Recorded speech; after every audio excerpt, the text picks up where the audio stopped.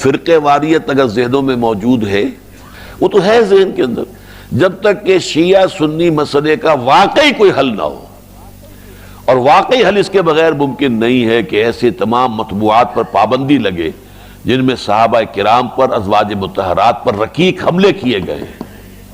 وہ کتابیں یہاں بکتی ہیں، ڈڑلے سے چھپتی ہیں، وہ جو کچھ ہے بکواس کرتے ہیں لوگ۔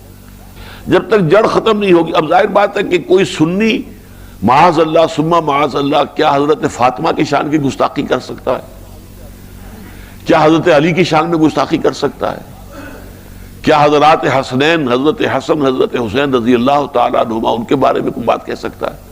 ان کی محبت جو ہے ہمارے لیے جزو ایمان ہے، لیکن وہ کرتے ہیں، وہ حضرت عائشہ پر، حضرت ابوبکر پر، حضرت عمر پر تو شدید ترین، حضرت عثمان پر شدید ترین، اشد ترین، یہ سب کچھ کرتے ہیں۔ اب کیا کیا جائے؟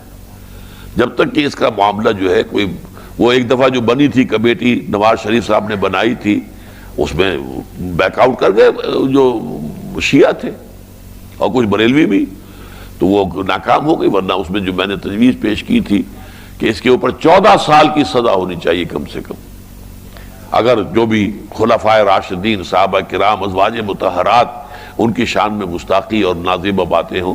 اگر آپ نبی کے شان میں توہین کرنے پر سزائے موت دینے کو تیار ہیں تو صحابہ کرام جو ہیں رضوان اللہ تعالی علیہم اجمعین، دین نام ہے ما انا علیہ و اصحابی، میرے اور میرے اصحاب کا طریقہ جو ہے وہ اسلام ہے، تو ان کے تحفظ جو ہے ان کی بھی ہونی چاہیے، ان کی عزت کا اور ناموس کا۔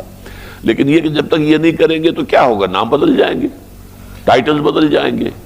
وہ پھوڑا جو ہے یہاں نکلا تھا، یہاں آپ نے پولٹس باندھ کے اس کو پھوڑ دیا، بہ گیا مواد، وہ پھوڑا کہیں اور نکل آئے گا، اس لیے کہ اندر ڈائبٹیز ہے، آپ کو تو شوگر کا مرض لاحق ہے، تو پھوڑا ادھر نہیں تو ادھر، ادھر نہیں تو ادھر نکلے گا، تو اس سے کوئی حاصل نہیں ہوگا۔